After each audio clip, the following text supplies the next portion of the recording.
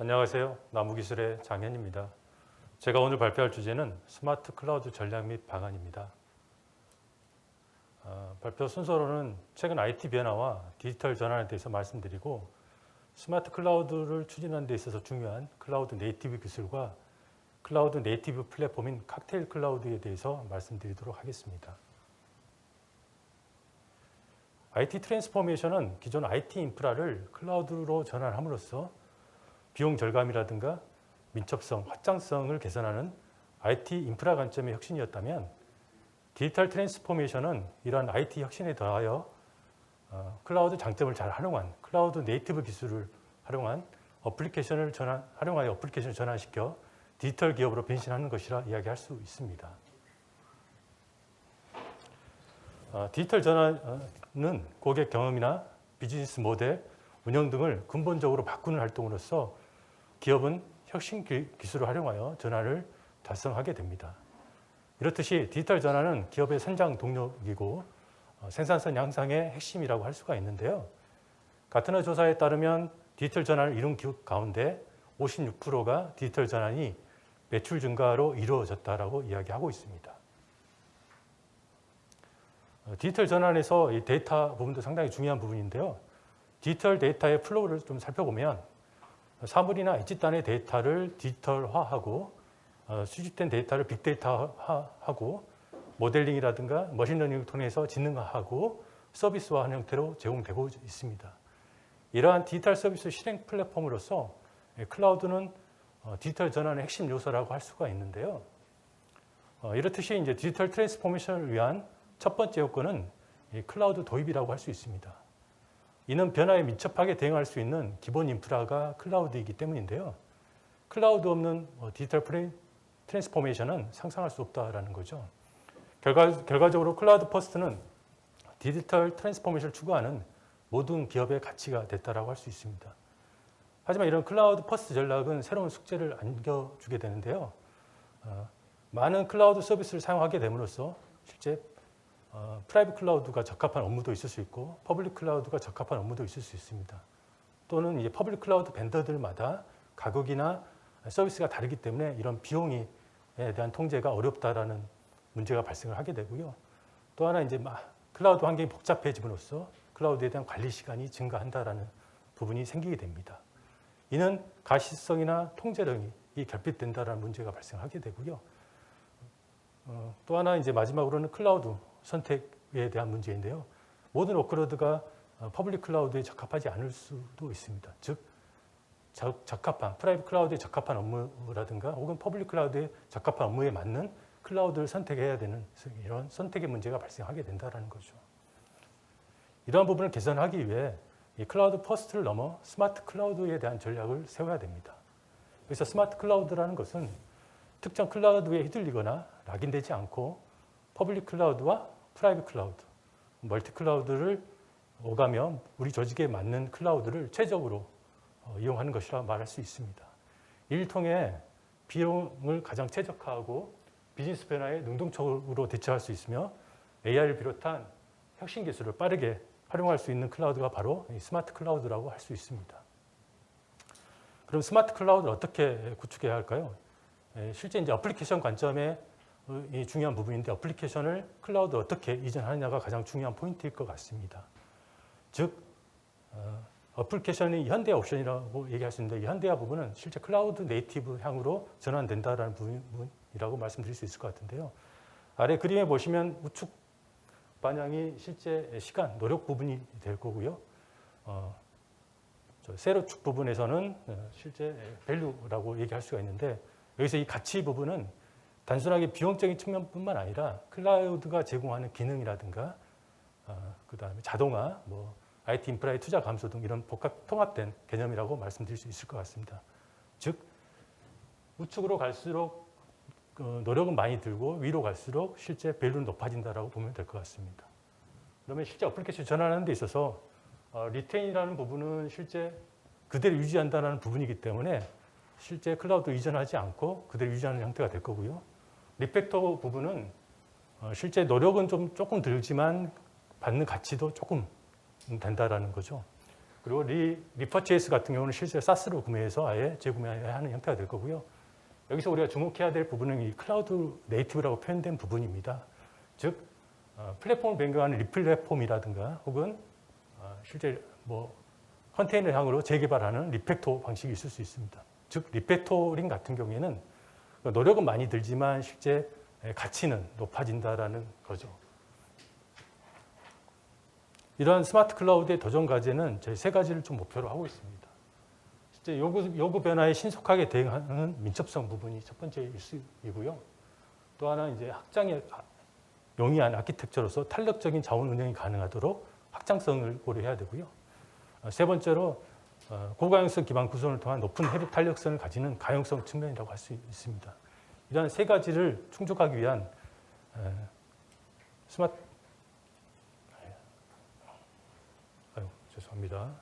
충족하게 스마트 구현 전략은 4단계로 추진할 수가 있는데요. 전략 구상이라든가 구축, 적응, 확산 단계로 구성할 수가 있습니다. 이 전략 구성 단계에서는 실제 스마트 클라우드 어떻게 구현을 할 것인지에 대한 전략 수립 단계인데요. 실제 조직의 비즈니스 현황을 분석하고 이 현황 분석된 결과에 따라서 클라우드의 전환 방안을 결정을 해야 됩니다. 실제 이 전환 방안을 결정할 때 어플리케이션에 대한 전환 부분을 결정을 해야 되는데요. 앞서 설명드린 리호스트 방식은 그대로 이전하는 방식이거든요. 그래서 리프트 앤 시프트 방식이기 때문에 그대로 쉽게 옮길 수 있지만 클라우드 장점, 가치가 높지 않다라는 거고요. 리플랫폼이나 리팩터 방식으로 전환을 했을 때는 노력은 많이 들지만 클라우드의 밸류를 가져갈 수 있는 방법이라고 말씀드릴 수 있고 이러한 부분들을 결정해야 할 필요가 있다는 거고요. 클라우드 선택 문제는 적절한 클라우드, 업무에 적합한 퍼블릭에 적합한 업무도 있을 수 있고 프라이빗에 적합한 업무도 있기 때문에 적절한 클라우드를 선택을 해줘야 됩니다.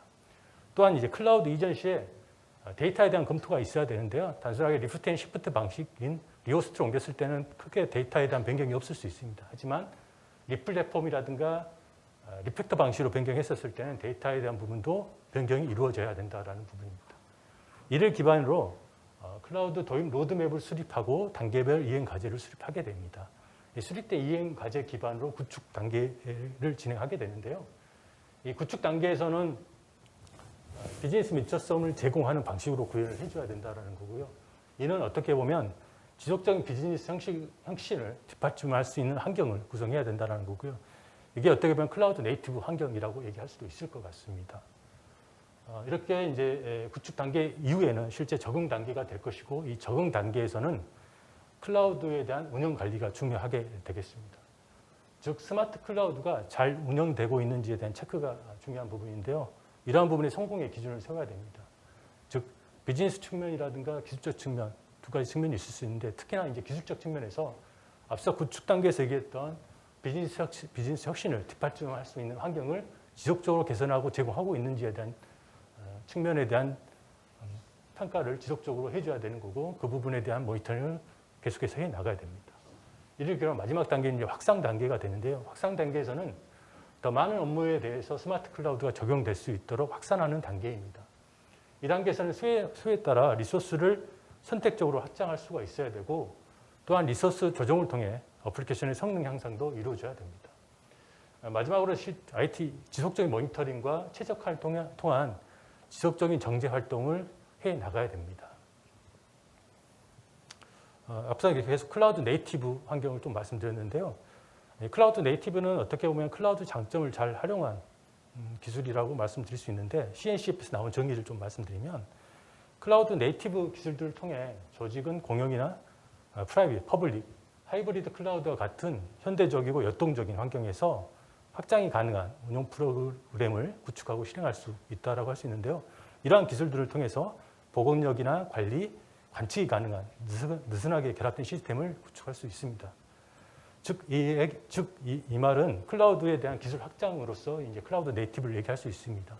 그래서 첫 번째 가용성이나 확장성 측면에서 이제 클라우드 기반의 어플리케이션이 개발 운영 기술이 확장된다는 의미고요. 이게 가능한 관련 기술들이 컨테이너나 오케스트레이션이 있을 수 있습니다. 두 번째는 이제 견고한 자동화 기반 변경에 용이하다라는 거고요. 그래서 자원을 효율적으로 활용할 수 있다는 측면이 되겠습니다. 느슨하게 결합됨으로써 실제 보건력이라든가 관리, 관측이 용이하다는 특성을 가지고 있습니다. 그래서 이제 클라우드 네이티브의 핵심 기술에 두 가지를 좀 말씀드리고자 하는데요. 이 컨테이너와 컨테이너 오케스트레이션입니다.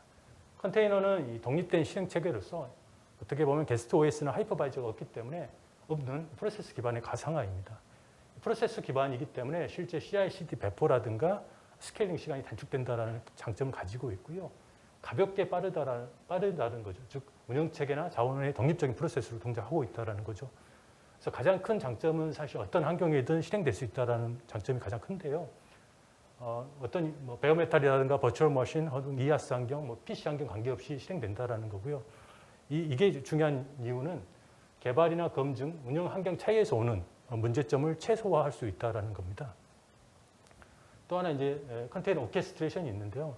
이런 하나의 컨테이너 가지고 서비스가 운영되지는 않습니다. 실제 수천 개, 수만 개 되는 컨테이너를 운영 관리하는 기술들이 필요한데 이게 이제 컨테이너 오케스트레이션이라고 얘기할 수 있습니다. 이 컨테이너 오케스트레이션의 역할은 실제 이런 컨테이너를 자동으로 배치하고 실행하는 역할을 하게 될 거고요. 또 하나 이제 컨테이너는 쉽게 죽었다 살아났다 할 수 있기 때문에 이런 라이프 사이클 관리가 당연히 필요하고 컨테이너의 내부 네트워크도 관리하는 그런 역할을 수행하는 게 이제 컨테이너 오케스트레이션이고 대표적인 소프트웨어가 이제 쿠버네티스라고 얘기할 수 있을 것 같습니다. 기업들이 이제 이 클라우드 네이티브 기술을 도입했었을 때 선호하는 강점들을 보게 되면 실제 어플리케이션의 이동성 및 여러 환경 간의 호환성의 강점을 가지고 있고요. 장점을 얘기하고 있고요. 두 번째로는 이제 편리한 어플리케이션의 업그레이드나 유지 보수, 라이프 사이클 관리가 용이하다는 측면을 하고 CI/CD 및 데브옵스 부분에 대한 장점을 많이 얘기를 하고 있습니다.